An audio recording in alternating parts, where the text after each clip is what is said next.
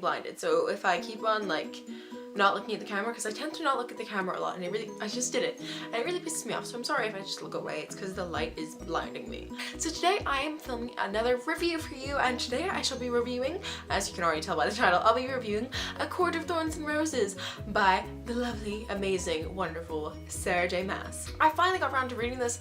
I've been saying I've been wanting to read it since well, I've wanted to read it for a long time. Since I knew it was happening, I was like, I want to read this. But I've been putting it in my TBR. I think I put it in originally in March and I didn't read it, and then I put it in again in April, and then I finally read it. And I read it after the release date, which it was unfortunate because I wanted to put this video up before, because I did get an advanced reader's copy from NetGalley in exchange for an honest review, and that's obviously what I'm going to give to you. I adored this book. I'm going to tell you what it's about if you're not aware of it already, even though, you know, it's been around for a while and lots of people have been talking about it. But it is the first book in a new fantasy trilogy written by Sarah J. Maas, who wrote the Throne of Glass series and is still writing, because only 3 books of that have come out as of yet. But the 4th one comes out in September and I'm so excited for it.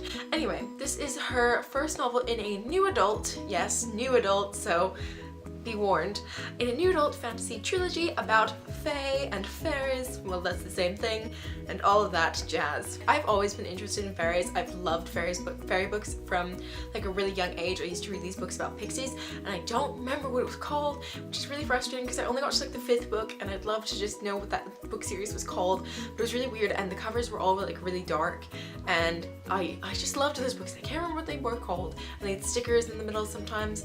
If you know what books I'm talking about from that very vague description, please let me know. It was like pixies or fairies or something. Anyway, I've always been fascinated by that, so when I found out that this was happening, I was really excited. Throne of Glass also includes some fairy elements into it. I don't want to say too much about that though.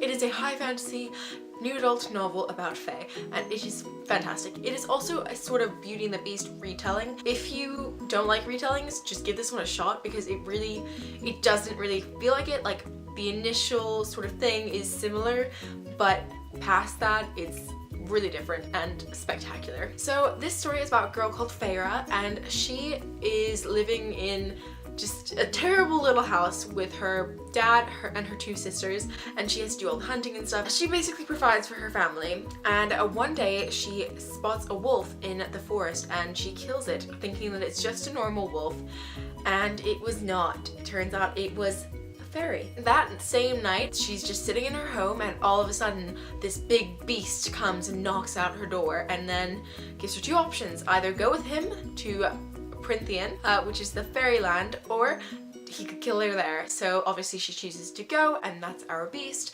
called Tamlin. So Feyre has to go and live in these fairylands, and feelings start to develop, and it's sort of about that story. But there's this thing going on at the same time which causes some massive problems with not only relationships but just everything, and it is spectacular. So a little bit about the characters. I really loved Feyre. Feyre is a great character. I really liked her. She was a great character. I loved her, and she was so strong and just amazing. I was not a fan of her family apart from one of her sisters, Nesta. You're probably thinking why if you're like just started the book, but you'll understand when you read the book. And then her other sister, not so much, and I didn't like her dad at all. I thought he was a bit of an ass. Now on to some of the fae. I loved Tamlin. I really loved Tamlin. I think that he's just so sweet and kind and caring, and he's not like, a lot of people have criticized Beauty and the Beast as being a sort of example of an abusive relationship. I guess I've never really noticed, because, you know, I just think, oh, Beauty and the Beast, that children's story that I love. It is sort of like he treats her really badly and then she has to change him, and yeah, not a great message. But in this, he really does not treat her badly. There are a couple questionable things that happen, but under the circumstances they sort of make sense, and you just kind of need to ignore the fact that that could be considered wrong in our world. But seeing as this is a completely different world, you kind of have to take it in context with that. I'm not going to go into details about that. And there was also a character called Lucien who I really liked, and he was just really funny. He came up with just the like funniest lines, and I just really liked him. And he was a bit unkind to Feyre when she first got to the place where she's living, but after a while they kind of became friends, and he really grew on me, and I really liked him in the end. And oh my god, there's an evil fairy queen, and she is just crazy. She is so, like, she is scary. she's scary and cruel and vicious, and I kind of love her. I kind of think that she was an amazing character, but I'm also like, she's a bitch. Also, her name is like dangerously close to mine. Like, it's not that close, but it's like Antha, and it ends with Antha, and I'm like, oh my god. Then there was one other character who I just wanted to mention very, very briefly because I can't really talk about him without spoiling a bunch of things. But there's a character called Rysand, and I was reading it as Rysand. I absolutely adore him. He's kind of bad, but I love him. If you read the book, you'll know why. I really, really loved this story. I thought that she did such a great job of building up this world. There weren't any information dumps where you were just like, whoa, can you slow down? I don't need to know all this. It was just written so well, and I just thought that it flowed really well, and there were slower parts, but I think that the pacing was still really good. And then the end bit, literally, oh my god, it was madness. It was absolute madness.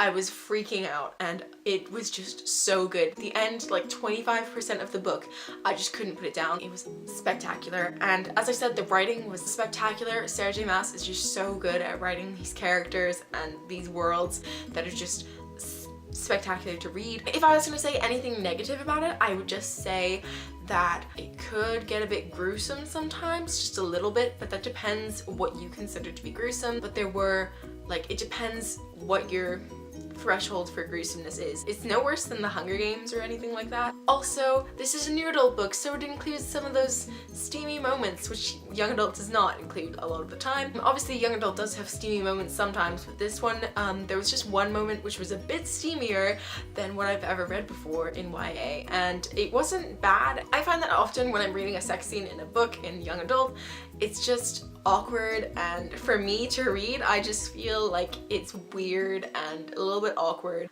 because that's just how they write it a lot, young adult authors. But this one was written really, really well, and as much as you were getting a little bit of detail, it wasn't too much that you were like, whoa, I didn't want to know that.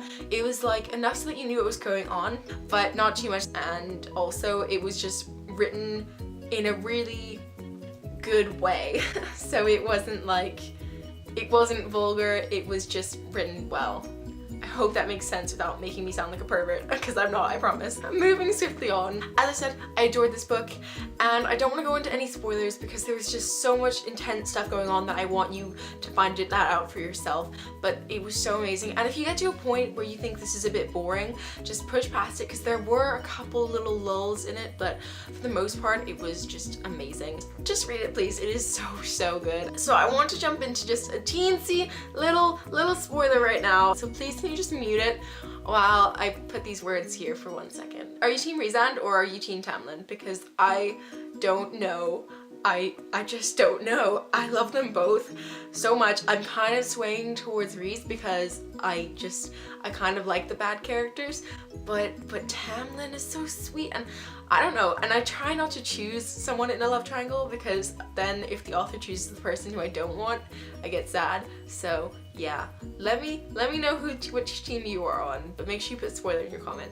I think that's gonna be all for this review because this was really rambly and strange. So if you like this video, please give it a thumbs up. If you've read this book, please share your thoughts down below, but please put a spoiler warning in it because I got spoiled the other day and I was so mad. It was for the Scorch trials, and I found out about a death which I didn't want to know about, and now I'm just gonna cry as soon as you see that person's face in the movie or when I read the book, which I'm gonna do before I go see the movie. Warn people about spoilers. That's going to be all for today's video. I hope you liked it. If you did, please give it a thumbs up. I love you, and I will see you very soon with another video. Bye!